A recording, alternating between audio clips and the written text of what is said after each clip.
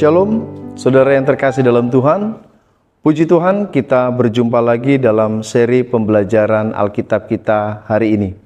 Saudara, seperti yang sudah saya sampaikan dalam beberapa video saya yang terdahulu, bahwa channel ini dibuat bagi saudara-saudara yang rindu belajar tentang kebenaran firman Tuhan. Karena tanpa kita sangkali banyak orang bertanya tentang iman kita, bertanya tentang kebenaran firman Tuhan, dan dengan mengikuti channel ini, saudara bisa belajar firman Tuhan dan mampu memberikan jawaban-jawaban tentang iman kekristenan. Oleh karena itu, saudara yang terkasih di dalam Tuhan, dukung channel ini agar kiranya channel ini terus berkembang dan pada akhirnya memberkati banyak anak-anak Tuhan yang pada akhirnya bisa bertumbuh tentang kebenaran firman Tuhan dan bisa mempertanggungjawabkan kebenaran firman Tuhan kepada siapapun yang bertanya maupun meminta pertanggungjawaban iman kita. Nah, saudara yang terkasih di dalam Tuhan, hari ini saya mau berbicara tentang sesuatu hal yang sangat penting sekali. Mengapa saya mengatakan sangat penting? Karena ini berbicara tentang apa yang akan kita alami ketika kita mengalami kematian nanti. Karena kita tidak bisa sangkali bahwa satu saat nanti pasti kita akan mengalami kematian. Yang menjadi persoalan bukan kematiannya, karena kematian itu pasti akan terjadi. Tetapi yang menjadi sebuah pertanyaan besar dalam kehidupan kita adalah ketika kita mengalami kematian nanti, kemanakah tempat kita? Surga atau neraka? Saudara yang terkasih di dalam Tuhan, saudara bisa bayangkan apa artinya kehidupan kita di dunia ini ketika kita berjuang, kita bekerja, kita banting tulang, kita menyekolahkan anak-anak kita, membesarkan anak-anak kita berjuang dengan hidup ini dengan begitu kerasnya di bumi ini, dan ketika kita mengalami kematian, ternyata tempat kita adalah di neraka. Saudara, di balik kematian ada dua tempat, surga dan neraka. Materi ini saya sudah sampaikan di video saya yang terdahulu mengenai tempat-tempat orang setelah mengalami kematian. Baik surga dan neraka adalah dua tempat yang kekal, di mana ketika seseorang mengalami kematian dan tempatnya di surga, maka dia akan di surga selama-lamanya. Begitu juga di neraka. Saudara yang terkasih di dalam Tuhan, seperti yang saya sudah sampaikan di dalam video saya yang terdahulu, neraka bukanlah seperti banyak yang digambarkan oleh kebanyakan orang yang mengatakan bahwa di neraka kita akan dicambuk-cambuk, di dalam neraka kita akan dipotong lidah kita akan mengalami penyiksaan-penyiksaan secara fisik, ya, dipotong-potong, dirajam-rajam dan sebagainya. Tidak seperti itu gambaran neraka di dalam Alkitab, saudara. Di dalam Wahyu pasal 20 ayat 14 dan 15 dikatakan bahwa neraka adalah sebuah lautan, tetapi isinya Yesus mengatakan belerang yang mendidih. Jadi kalau seperti yang saya lukiskan di sini bahwa neraka itu ya seperti ini, kemudian dia lautan tapi isinya bukan air, tapi isinya belerang yang mendidih. Ketika seseorang mengalami kematian dan masuk ke dalam neraka, pada waktu dia mengalami kematian, tubuhnya dikuburkan di dalam tanah, roh dan jiwanya disimpan dahulu di dalam suatu tempat sementara penyiksaan namanya Hades, dan ketika di akhir zaman nanti, tubuhnya dibangkitkan, roh dan jiwanya yang di dalam Hades tadi akan bersatu dengan tubuhnya kembali, dan kemudian akan dimasukkan ke dalam neraka. Sampai kapan? Selama-lamanya. Saudara, renungkan baik-baik. Apa artinya kehidupan kita di bumi ini? Ketika kita berjuang dalam kehidupan kita, berjerih lelah dengan kehidupan kita, kita menyadari bahwa kehidupan di dunia ini tidak mudah, begitu berat dengan kehidupan di dunia ini, dan ketika kita mengalami kematian, kemudian ternyata kita masuk ke dalam neraka. Bukankah itu sebuah kehidupan yang sia-sia, saudara, yang terkasih di dalam Tuhan? Jika seandainya saya bertanya kepada saudara, ketika satu saat nanti saudara mengalami kematian, di mana tempat yang ingin saudara tuju? Pasti saudara akan berkata, wah, saya ingin ke surga. Saya ingin ke surga. Nah, sebuah pertanyaan yang bisa kita ajukan selanjutnya adalah bagaimana saudara bisa masuk ke dalam surga? Nah, saudara yang terkasih di dalam Tuhan, banyak teori yang disampaikan atau diajarkan bagaimana caranya supaya kita bisa masuk surga. Banyak orang yang mengajarkan supaya ke surga kita harus melakukan perbuatan baik. Harus dengan perbuatan baik. Saudara yang terkasih di dalam Tuhan, yang uniknya adalah banyak orang mengajarkan ke surga harus dengan perbuatan baik. Tetapi mereka tidak pernah mengajarkan apa standar perbuatan baik, kemudian kita dikatakan baik oleh Tuhan dan layak masuk ke dalam surga. Hanya diajarkannya berbuat baik, berbuat baik, berbuat baik, dan berbuat baik, tetapi tidak pernah diajarkan standar orang baik itu seperti apa, dan kemudian Tuhan mengatakan kepada orang itu, ya kamu baik, dan saat kemudian kamu masuk ke dalam surga. Oke, saudara, Alkitab mengajarkan kepada kita, apa standar perbuatan baik seseorang supaya bisa masuk ke surga? Oke, mari kita lihat saudara di dalam Yakobus pasal 2 ayatnya yang ke-10. Baik, Yakobus pasal 2 ayat 10 berkata begini, sebab barang siapa menuruti seluruh hukum itu, tetapi mengabaikan satu bagian daripadanya, ia bersalah terhadap seluruhnya. Perhatikan baik-baik saudara, Alkitab mengatakan jika kamu melakukan seluruh hukum itu, yang baik-baik itu, dan kamu mengabaikan satu bagian daripadanya, kamu bersalah terhadap seluruhnya. Saya kasih ilustrasi. Seandainya saudara lahir tanggal 20 Desember tahun 2001 lah katakan. Sejak lahir, saudara tidak pernah berbuat dosa. Tidak pernah berbuat dosa, saudara melakukan tindakan yang begitu sempurna, tanpa ada kesalahan satupun. Namun, pada hari ini ketika saudara menonton video saya, saudara mendapatkan kabar buruk dan saudara marah-marah, maki-maki, dan kemudian mengeluarkan kata kotor dari mulut saudara. Satu pelanggaran itu, Alkitab mengatakan jika kamu melakukan seluruh hukum itu dan kamu mengabaikan satu bagian daripadanya, maka seluruh yang saudara dan saya sudah bangun dengan usaha yang baik itu menjadi sia-sia. Karena Alkitab mengatakan salah satu, salah semuanya. Jadi saudara yang terkasih di dalam Tuhan, bisa kalau seandainya saudara mampu mau ke surga dengan perbuatan baik, maka tuntutannya adalah sempurna.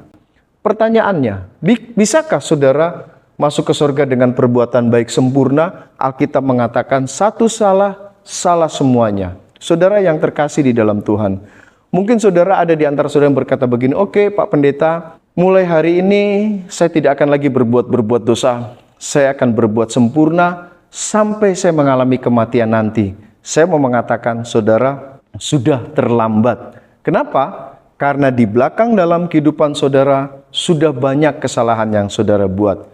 Kalau seandainya saya bertanya kepada saudara hari ini, sudah berapa kali saudara berbuat kesalahan? Sudah berapa kali saudara berbuat dosa? Maka jawabannya hanya satu, yaitu lupa. Lupa ini hanya dua aja. Apakah sudah terlalu lama tidak berbuat dosa atau sudah terlalu banyak berbuat dosa? Pasti jawabannya adalah sudah terlalu banyak berbuat dosa. Oke, seandainya kita mencoba untuk menghitung berapa kali kita sudah berbuat dosa dalam kehidupan kita. Ini saya cuma mau mencoba membuat gambaran betapa banyaknya dosa yang kita sudah buat. Seandainya umur saudara hari ini sudah 30 tahun ini seandainya. Dan dalam satu hari kita berbuat 3 kali kesalahan. Oke, berarti satu hari 3 kesalahan, berarti kali 365.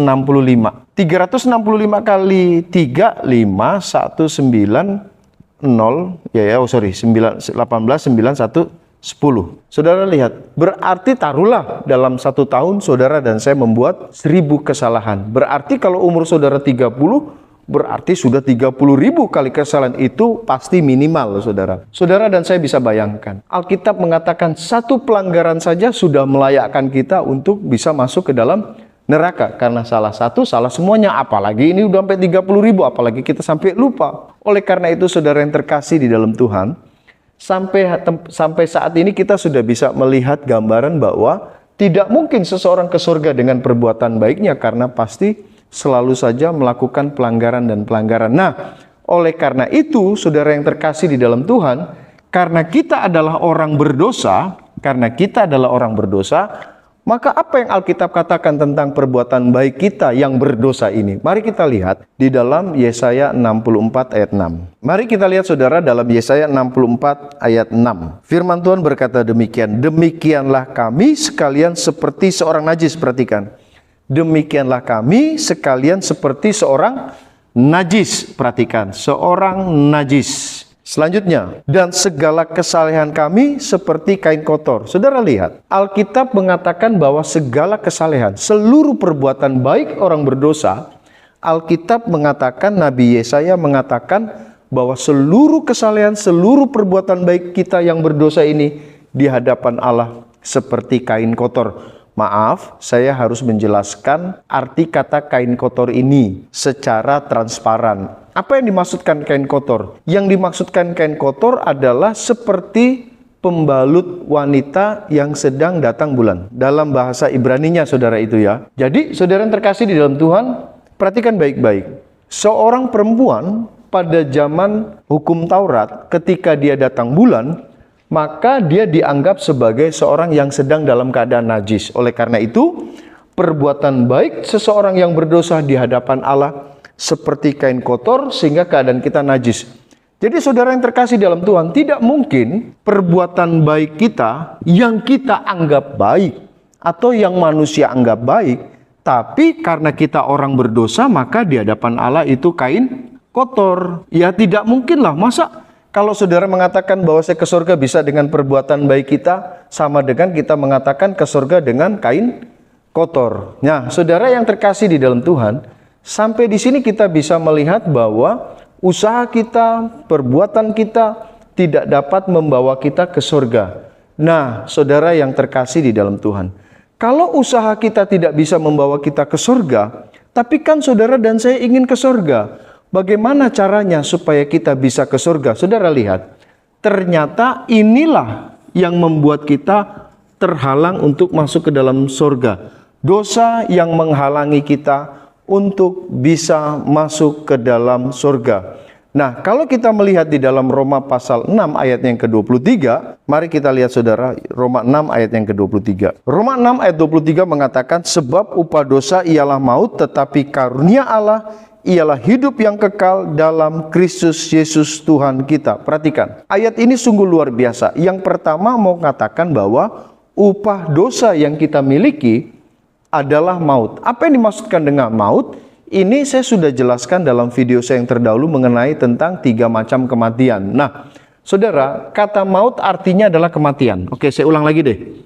Maut artinya adalah kematian. Mati artinya adalah perpisahan. Mati artinya adalah perpisahan. Oke. Nah, akibat dosa kita, maka kita mengalami maut. Maut artinya mati, mati artinya perpisahan. Saya sudah menjelaskan dalam video saya yang terdahulu mengenai 3 macam kematian karena dosa. Yang pertama, kematian jasmani, saudara. Yang pertama adalah kematian jasmani, ya. Kematian jasmani. Nah, saudara yang terkasih di dalam Tuhan, satu saat nanti kita akan mengalami kematian seperti yang saya jelaskan tadi, yaitu disebabkan karena dosa kematian yang terjadi atas hidup kita. Kematian jasmani itu artinya pada waktu kita mengalami kematian jasmani, roh dan jiwa kita keluar, terpisah dari tubuh kita. Jadi, kalau saudara pergi ke rumah duka, kenapa kita katakan di situ ada orang mati? Karena roh dan jiwanya sudah keluar dari tubuhnya. Nah, saudara yang terkasih, orang yang percaya roh dan jiwanya ke surga, kemudian di akhir zaman tubuhnya dibangkitkan, roh dan jiwanya kembali bersatu di dalam tubuh yang dibangkitkan dan kemudian terangkat ke surga dengan tubuhnya. Nah, kalau orang yang tidak percaya ketika mengalami kematian, roh dan jiwanya keluar dan disimpan dulu di dalam Hades atau dunia orang mati, dan di sana sudah mengalami penderitaan, tapi nanti di akhir zaman tubuhnya dibangkitkan, roh dan jiwanya bersatu lagi di dalam tubuh dan kemudian dimasukkan ke dalam neraka. Nah, saudara yang terkasih, kita tidak tahu kapan mengalami kematian. Bisa saja sebentar, bisa saja besok, bisa saja minggu depan. Kita tidak tahu kapan. Yang jelas kematian akan terjadi atas kehidupan kita. Yang kedua, namanya kematian rohani, saudara. Kematian rohani. Saudara lihat, perhatikan baik-baik. Kematian rohani adalah hubungan antara manusia yang berdosa dengan Tuhan terputus. Jadi, kalau saya gambarkan, ini orang berdosa, di sini Tuhan. Nah, antara orang berdosa dengan Tuhan, upah dosa ialah maut, artinya mengalami kematian rohani. Hubungan antara manusia dengan Tuhan terputus karena dosa. Apapun yang dia perbuat di sini, sekalipun dikatakan perbuatan baik, tetap hubungannya dengan Tuhan terpisah karena ada dosa yang memisahkan antara kita dengan Tuhan. Inilah yang disebutkan dengan nama upah dosa ialah maut, hubungan antara orang berdosa dengan Tuhan terpisah. Saudara terkasih di dalam Tuhan, kalau kondisi seperti ini dan dia mengalami kematian jasmani, maka dia akan mengalami kematian yang ketiga, namanya kematian kekal. Kematian kekal artinya dia akan mengalami keterpisahan selama-lamanya dengan Tuhan. Tuhan di sorga dan orang yang tidak percaya ini mati, masuk ke dalam neraka, mengalami keterpisahan kekal selama-lamanya. Saudara yang terkasih dalam Tuhan, kalau kita bisa melihat di sini, berarti penghalang antara kita dengan Tuhan, penghalang antara kita dengan sorga adalah dosa. Nah, dosa inilah yang menyebabkan hubungan kita dengan Tuhan terpisah. Untuk kita bisa masuk ke sorga, maka dosa harus diselesaikan. Saudara yang terkasih di dalam Tuhan, tidak ada satupun usaha yang dapat kita perbuat, kita lakukan, bisa menghapus dosa kita. Tidak ada. Kalau berbicara tentang keadilan, maka keadilan Allah terhadap kesalahan kita adalah kita dihukum di dalam neraka. Itu keadilan Allah. Saudara yang terkasih di dalam Tuhan, kita bisa dilihat di sini bahwa semua manusia yang dalam keadaan berdosa sedang berjalan menuju ke dalam neraka. Sedang berbondong-bondong untuk masuk ke dalam neraka. Hanya tinggal tunggu waktunya mengalami kematian jasmani dan masuk ke dalam neraka. Tapi saya mau mengatakan, Allah yang kita sembah, Allah yang ada di dalam Alkitab adalah Allah yang maha kuasa. Dia Allah yang maha adil. Dia Allah yang mengasihi saudara dan saya. Dia tidak menginginkan saudara dan saya terhukum di dalam neraka. Dia tidak menginginkan saudara dan saya mengalami penderitaan di dalam neraka kekal selama-lamanya. Dia ingin saudara dan saya masuk ke dalam surga. Tapi Allah tahu bahwa saudara dan saya tidak sanggup, tidak mampu, ya, dengan usaha kita, dengan perbuatan kita untuk bisa kita ke surga karena kita orang berdosa. Oleh karena itu, saudara yang terkasih dalam Tuhan, kita mau lihat bagaimana cara Allah yang penuh dengan kasih, yang begitu baik kepada kita.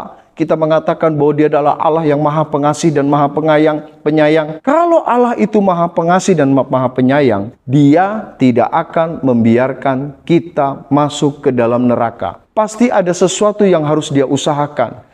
Pasti ada sesuatu yang harus Dia kerjakan untuk menyelamatkan kita, saudara yang terkasih di dalam Tuhan. Kalau Allah yang mengatakan, kalau kita mengatakan bahwa Dia adalah Allah yang mengasihi, Allah yang maha pengasih dan maha penyayang, dan Dia berdiam diri di sorga, dan Dia cuma bilang kepada kita, oke, ikuti perintahku, lakukan perintahku, jauhi laranganku, buat baik-baik, semoga kamu masuk ke sorga ketemu dengan aku nanti.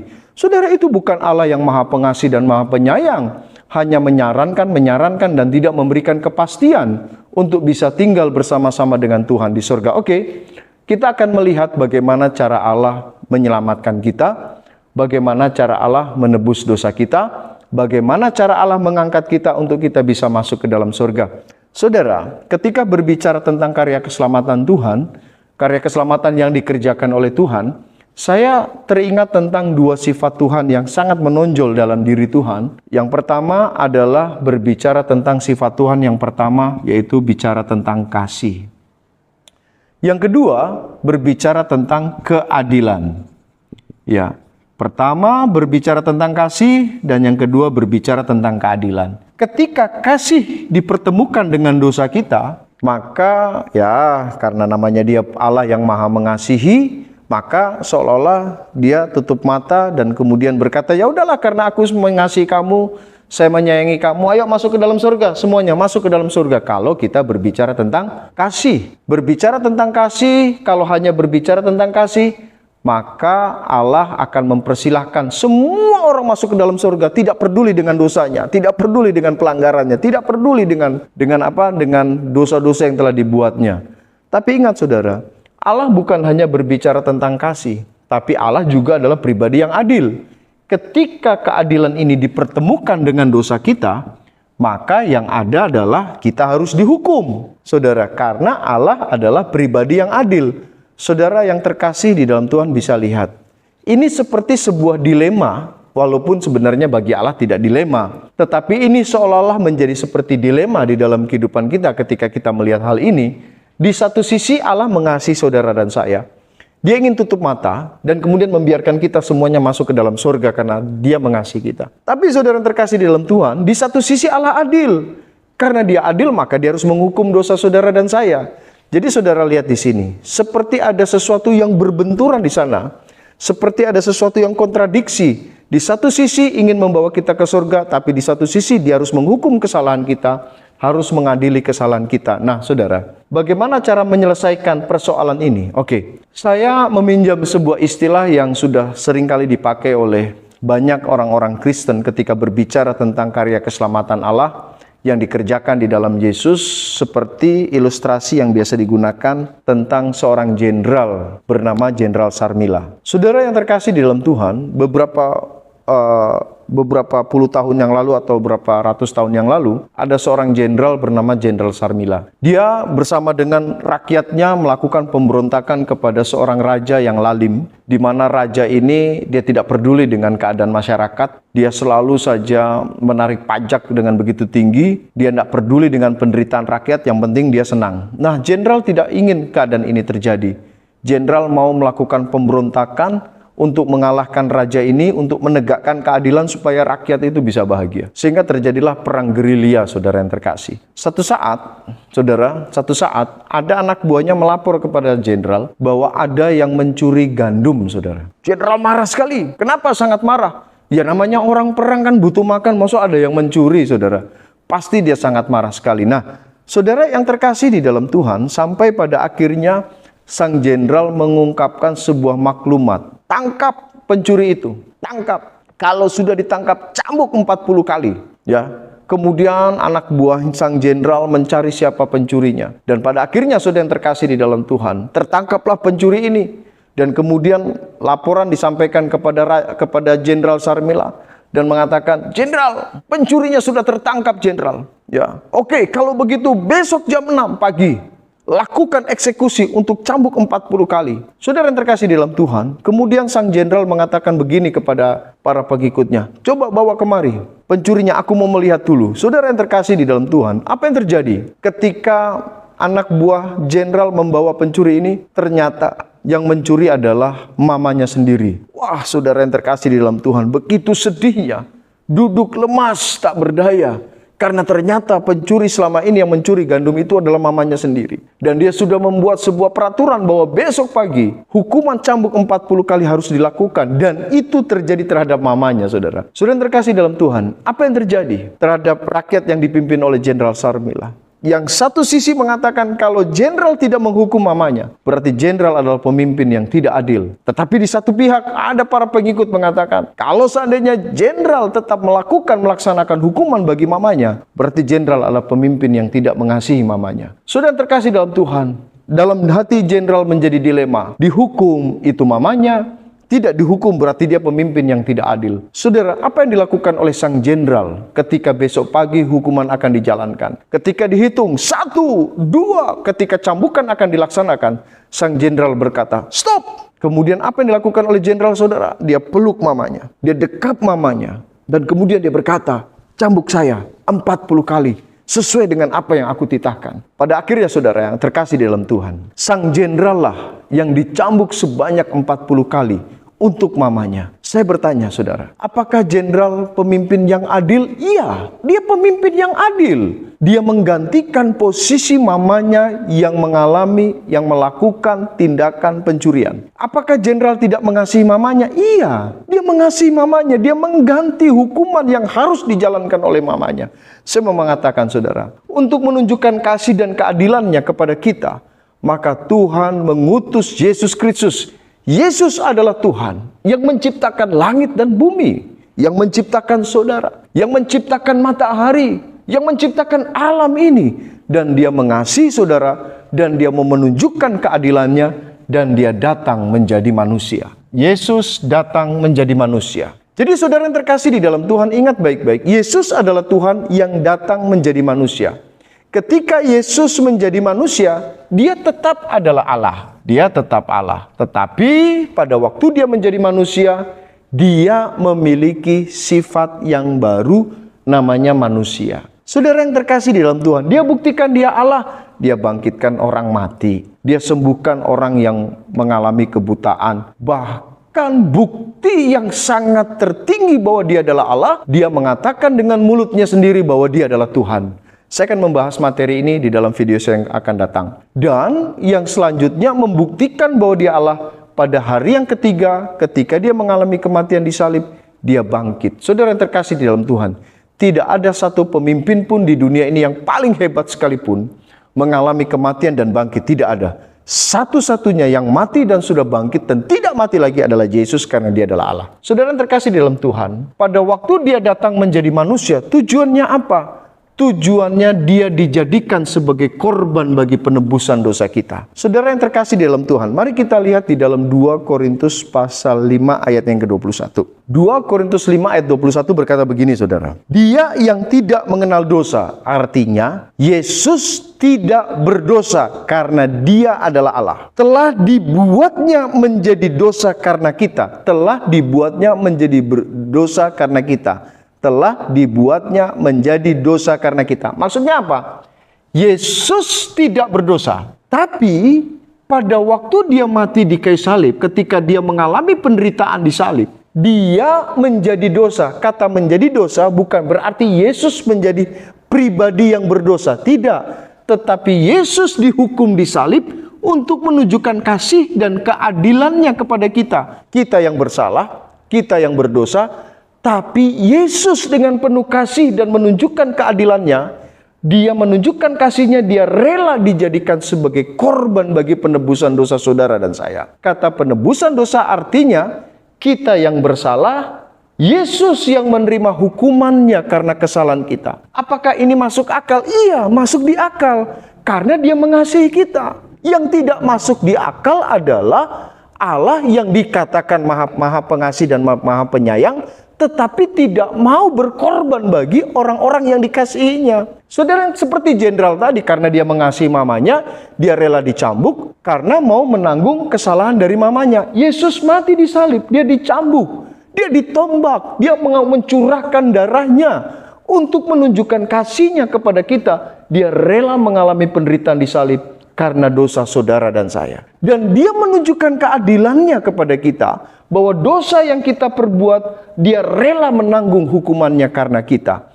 Saudara yang terkasih di dalam Tuhan, saudara lihat, jadi kematian Yesus di kayu salib, curahan darahnya di salib, dia menyediakan keselamatan. Dia menyediakan keselamatan, atau saya bahasakan secara sederhana, dia sediakan tiket untuk kita masuk ke surga. Saudara yang terkasih di dalam Tuhan, oleh karena itu Yesus berani mengklaim di dalam Yohanes 14 ayat 6 mengatakan, akulah jalan dan kebenaran dan hidup. Tidak ada seorang pun yang dapat datang kepada Bapa jika tidak melalui aku. Oke, saya jelaskan ayat ini, saudara. Saudara lihat, antara kita manusia yang berdosa dengan Tuhan, ya, dengan Tuhan di sorga, kita terpisah karena dosa kita. Kita tidak bisa melompat untuk masuk ke sorga karena kita orang berdosa. Kita perlu jembatan antara kita dengan sorga. Jembatan itulah Yesus mengatakan, akulah jalan dan kebenaran dan hidup. Tidak ada seorang pun yang dapat datang kepada Bapa jika tidak melalui aku. Jadi kematian Yesus di kayu salib itulah seperti sebuah jalan yang menghubungkan antara kita dengan sorga. Yesus sediakan jalan. Yesus sediakan membentang di hadapan kita untuk kita bisa masuk ke sorga. Saudara yang terkasih di dalam Tuhan, Yesus sudah menyediakan keselamatan di kayu salib dengan pengorbanan darahnya secara sempurna. Dia mengatakan, tetelestai, sudah selesai karya keselamatan. Sudah sempurna karya keselamatan yang dia kerjakan di kayu salib untuk kita. Dia tunjukkan kasihnya untuk menebus dosa kita. Dia tunjukkan keadilannya, dia dihukum bagi dosa-dosa kita. Saudara yang terkasih, keselamatan disediakan oleh Yesus di kayu salib untuk kita. Pertanyaannya adalah, apakah secara otomatis semua orang bisa menerima karya keselamatan untuk kita bisa masuk ke dalam surga? Ingat, apa yang dimaksudkan, saya tadi bicara tentang keselamatan. Apa yang dimaksudkan keselamatan dan hubungannya dengan kematian Yesus dan kebangkitan Yesus dari kematian? Perhatikan, saudara. Selamat artinya adalah terbebas dari hukuman. Selamat artinya terbebas dari bahaya. Saudara, orang berdosa sedang terancam bahaya masuk ke dalam neraka. Keselamatan yang dikerjakan oleh Yesus artinya bahwa Yesus sudah mengerjakan sebuah karya yang begitu besar agar saudara dan saya bisa terhindar dari hukuman yang begitu membahayakan dan kekal, yaitu neraka. Yesus mau menerima, Yesus mau menanggung akibat dosa kita agar saudara dan saya terhindar dari lautan api neraka. Pertanyaannya, apakah secara otomatis semua orang menerima karya keselamatan yang Yesus sudah sediakan di kayu salib untuk semua orang?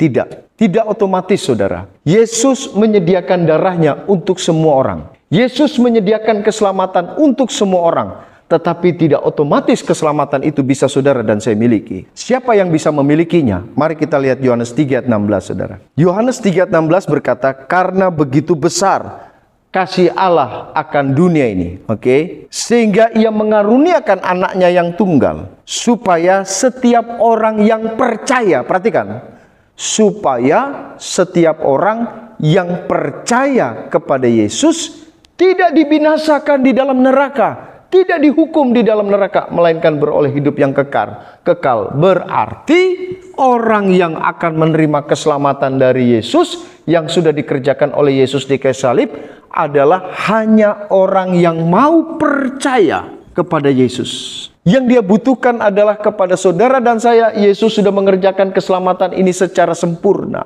Yang dia minta kepada kita, apakah saudara percaya terhadap Yesus yang adalah Allah, yang sudah datang menjadi manusia, mati di salib untuk menanggung dosa saudara dan saya, mati dan bangkit dari antara orang mati.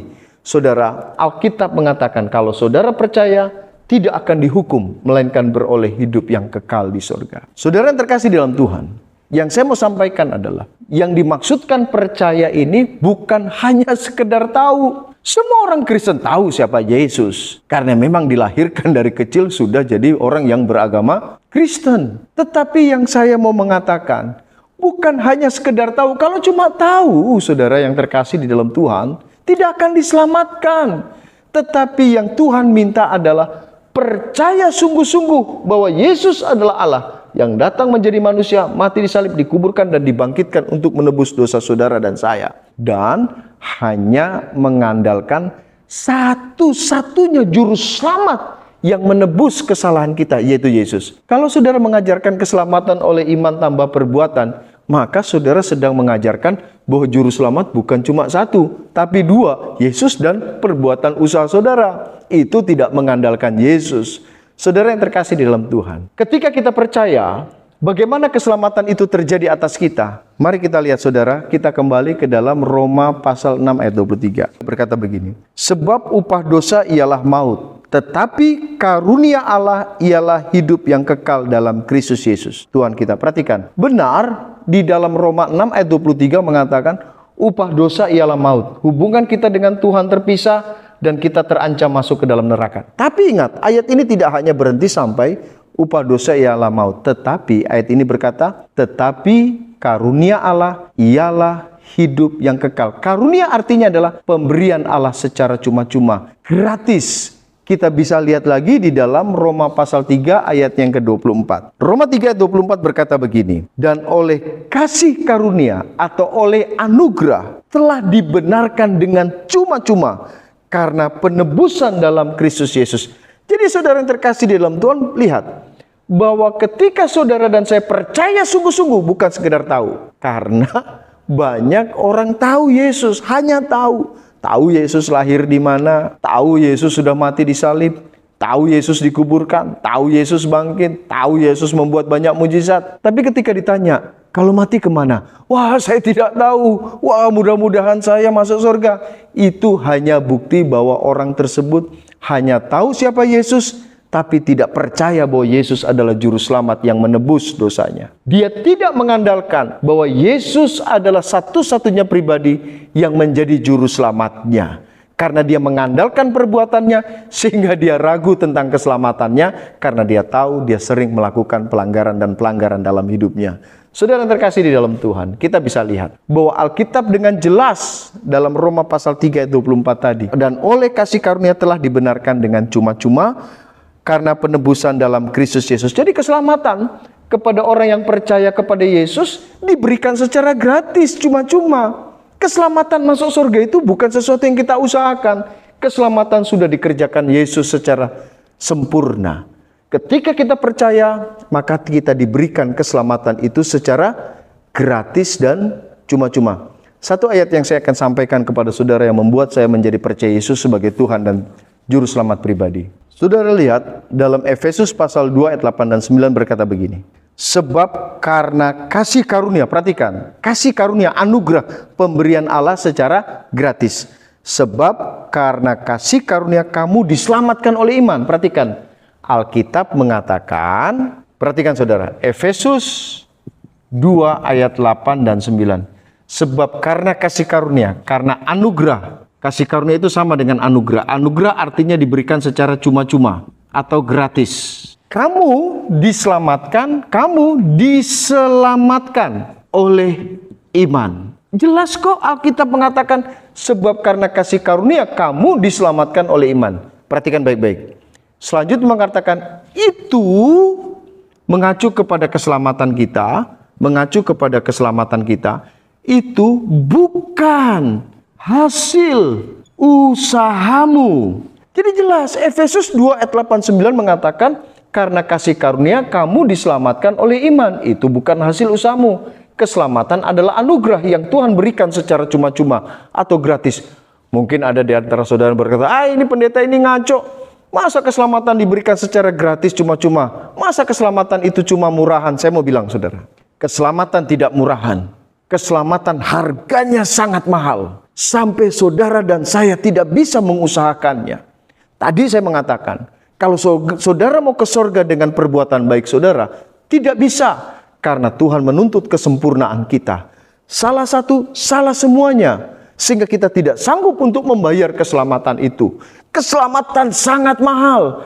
Karena terlalu mahalnya, sampai Yesus harus membayar dengan darahnya. Di pihak Yesus, keselamatan itu Yesus harus bayar dengan sangat mahal.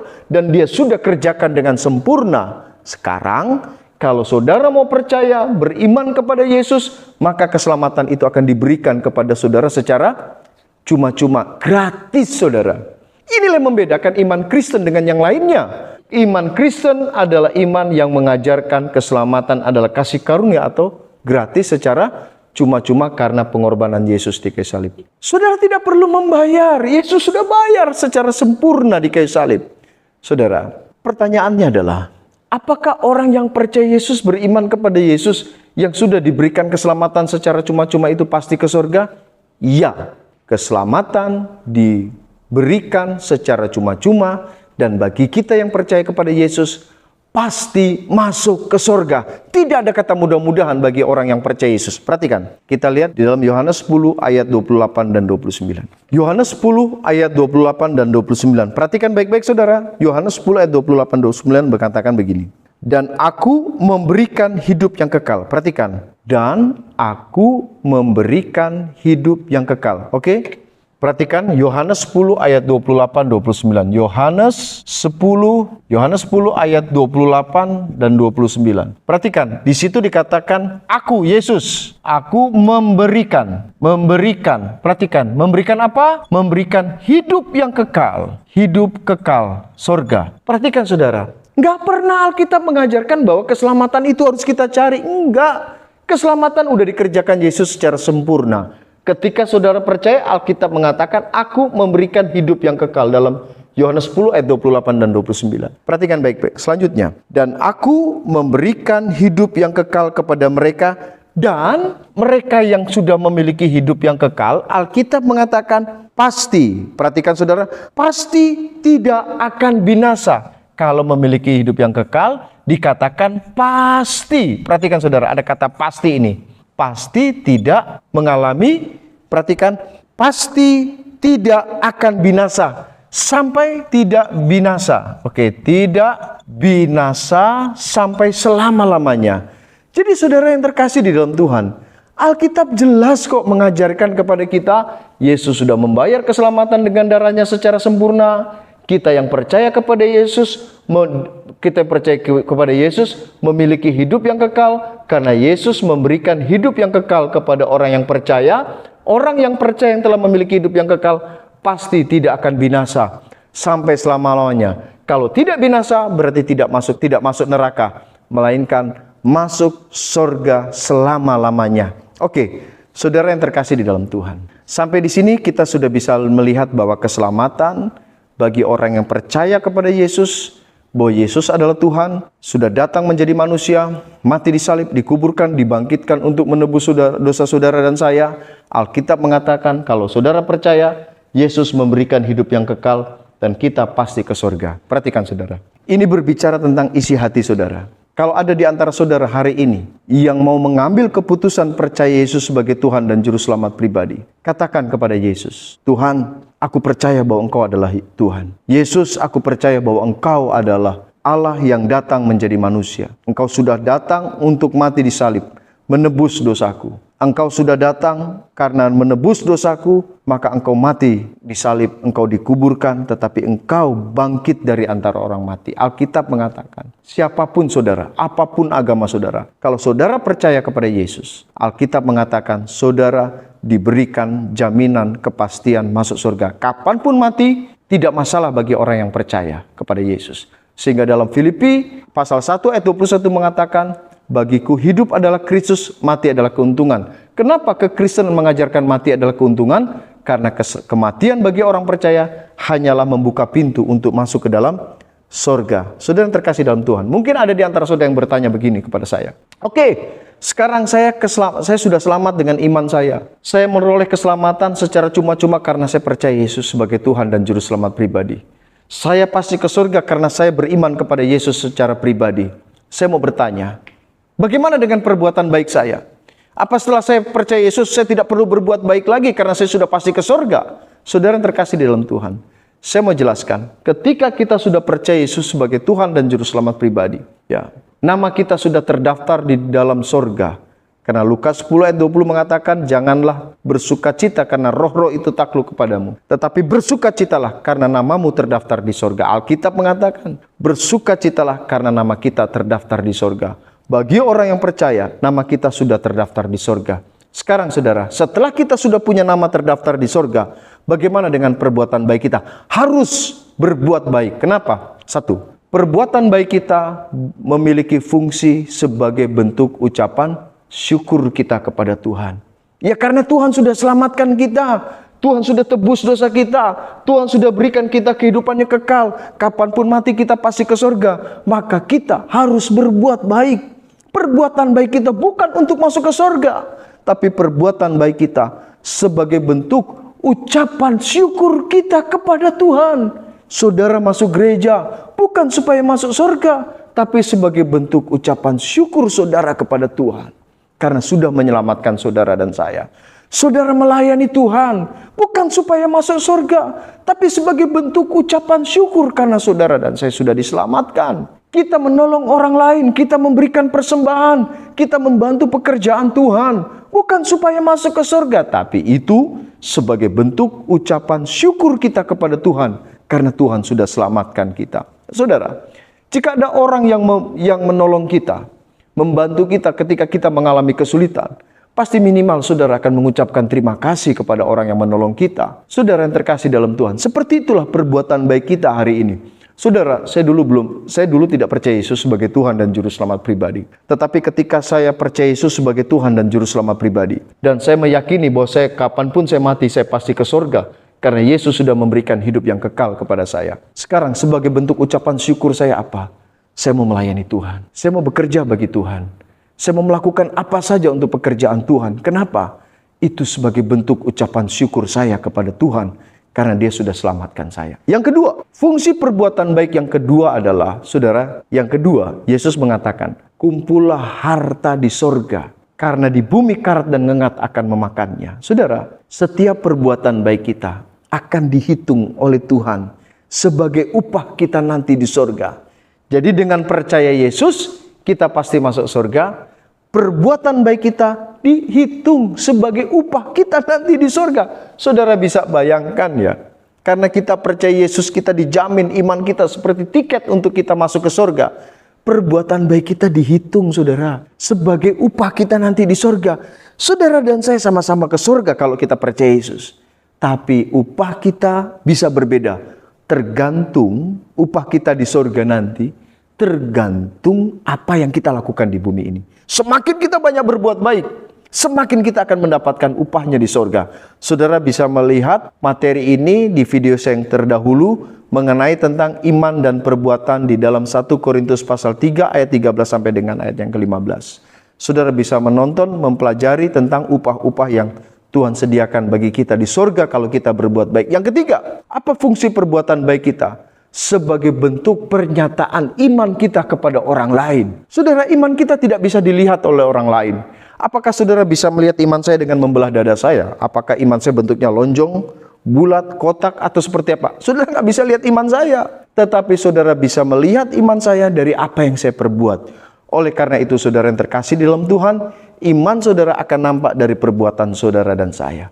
Oleh karena itu, untuk menyatakan iman kita kepada orang lain, ada perubahan dalam hidup ini. Saudara, saya sudah menyampaikan kesaksian saya di dalam video saya yang terdahulu, bagaimana kehidupan saya terdahulu sebelum saya percaya Yesus sebagai Tuhan dan Juru Selamat pribadi. Tetapi ketika saya percaya Yesus, ada perubahan sikap hidup saya. Dan orang lain melihat bahwa saya hari ini sudah percaya Yesus sebagai Tuhan dan Juru Selamat pribadi. Oke, yang terakhir. Mungkin ada di antara saudara yang bertanya, kalau saya berbuat dosa lagi Pak, apakah keselamatan saya akan hilang karena dosa saya yang akan saya perbuat nanti? Saya mau katakan, selama kita masih mengenakan daging ini, kita pasti akan masih jatuh ke dalam dosa. Sehebat apapun saudara, sejago apapun saudara, tetap kita masih akan jatuh ke dalam dosa. Nah, saudara yang terkasih dalam Tuhan, kalau kita jatuh ke dalam dosa, apakah keselamatan kita hilang? Tidak. Perhatikan baik-baik di dalam Ibrani 10 ayat yang ke-10. Dan karena kehendaknya inilah kita telah dikuduskan satu kali untuk selama-lamanya oleh persembahan tubuh Yesus Kristus. Perhatikan. Dan karena kehendaknya inilah kita telah atau sudah dikuduskan. Apa arti dikuduskan? Dipisahkan, diperuntukkan untuk menjadi milik kepunyaan Allah. Artinya, karena kehendaknya inilah kita sudah menjadi milik Tuhan satu kali untuk selama-lamanya. Perhatikan, Alkitab bilang, kita yang diselamatkan sudah menjadi milik Tuhan, menjadi milik Allah, menjadi warga kerajaan sorga. Kita sudah memiliki nama di sorga satu kali untuk selama-lamanya karena penebusan darah Yesus Kristus. Jadi keselamatan dijamin saudara, tapi ingat baik-baik. Bukan berarti setelah kita percaya Yesus kita pasti ke surga. Kalau kita berbuat dosa, kemudian Tuhan membiarkan kita. Tidak, ingat baik-baik. Tuhan tetap tidak suka dengan dosa yang kita buat. Tetapi hukumannya bukan lagi neraka bagi orang yang percaya. Perhatikan, Ibrani 12. Ibrani 12 ayat 5-7 berkata begini. Dan sudah lupakah kamu akan nasihat yang berbicara kepada kamu seperti kepada anak-anak? Hai anakku, janganlah anggap enteng didikan Tuhan. Dan janganlah putus asa apabila engkau diperingatkannya. Perhatikan, Tuhan menghajar orang yang dikasihinya. Perhatikan, Tuhan menghajar orang yang dikasihinya dan ia menyesah orang yang diakuinya sebagai anak. Menyesah artinya mencambuk. Perhatikan ayat ke-7. Jika kamu harus menanggung ganjaran, Allah memperlakukan kamu seperti anak. Di manakah terdapat anak yang tidak dihajar oleh ayahnya? Di manakah terdapat anak yang tidak dihajar oleh ayahnya? Perhatikan saudara. Ketika kita percaya Yesus, nama kita sudah terdaftar di sorga. Kita sudah memiliki hidup yang kekal. Hubungan kita antara kita dengan Allah seperti bapa dan anak. Sehingga kita berkata kepada Tuhan, Bapa yang di sorga.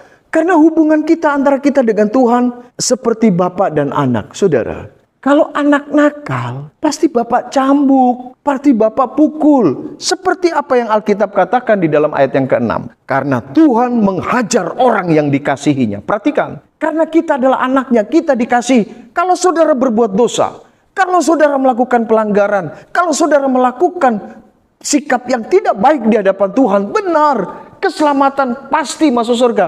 Tapi selama di bumi ini, karena kita anak, maka Tuhan akan menghajar kita kalau kita melakukan kesalahan. Alkitab mengatakan ayat 6, dan ia menyesah atau mencambuk orang yang diakuinya sebagai anak. Jadi jangan pandang enteng. Benar, keselamatan pasti ke surga. Kapanpun kita mati pasti ke surga. Tapi kalau kita melakukan pelanggaran, ingat, Tuhan akan mencambuk kita. Cambukan Tuhan macam-macam saudara. Bisa saja sakit. Ada orang yang dipukul karena pelanggaran-pelanggarannya. Ada orang yang sakit karena dosa-dosanya. Mari kita lihat di dalam Mazmur 107 ayat 17. Mazmur 107 ayat 17 berkata, ada orang-orang menjadi sakit oleh sebab kelakuan mereka yang berdosa. Jadi saudara, jangan saudara berkata, ya karena sudah pasti ke surga, mari kita berbuat dosa saja, kita berbuat pelanggaran saja. Ingat saudara, itu pernyataan yang salah. Karena setelah kita selamat, setelah nama kita terdaftar di surga, kalau saudara dan saya berbuat dosa, Tuhan cambuk. Cambukan Tuhan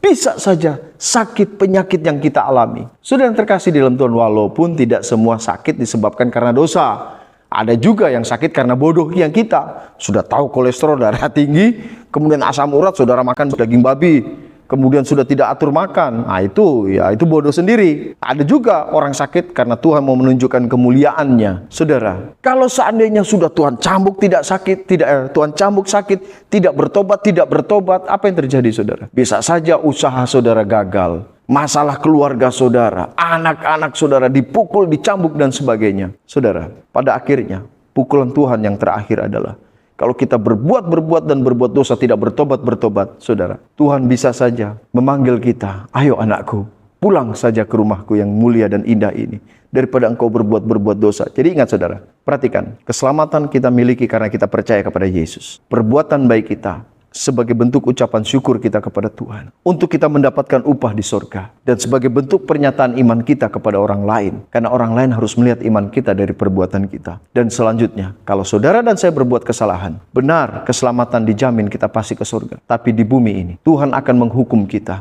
Tuhan akan mencambuk kita, bukan karena Dia membenci kita, tapi karena Dia mengasihi kita supaya kita bertobat. Maka Tuhan akan melakukan suatu peringatan atas pelanggaran-pelanggaran kita. Saudara, biarlah firman Tuhan ini menguatkan kita dan nama Yesus boleh dipermuliakan, dan saudara bisa memahami tentang kebenaran firman Tuhan ini. Amin.